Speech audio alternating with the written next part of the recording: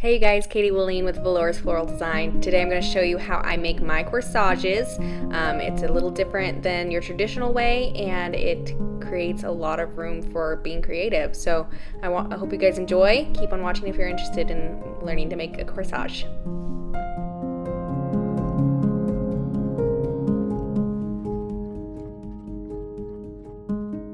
So the items I have are a beaded bracelet, some needles, different pairs of scissors for different purposes, some thread, and of course some felt. I cut it to size. This is where you can get a little more creative and create different lengths of corsages and stuff, but I'll create more videos later explaining those variations. So I sew my felt on, and this is my base that the flowers are going to adhere to, because you don't want the elastic beaded bracelet to be your base, because then the flowers will fall off. Then you get your base greenery, and I hot glue my flowers on. I don't use the Oasis glue. You can do that, it just takes longer, and this works just as well in my experience.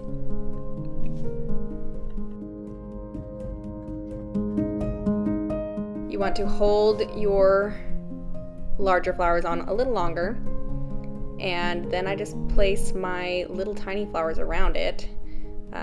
Here's an example of the glue going on slowly. You want to lift any flowers that are around that you don't want in the way, and you just press it in there, and the glue dries pretty fast.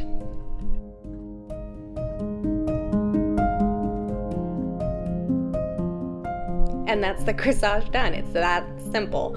So I hope you guys enjoyed this different method of creating a corsage, and that if you did like it, please give this video a thumbs up and subscribe. If you create any corsages using this method, please tag me in your photos, and I would love to share them in my Instagram stories at Velours Designs.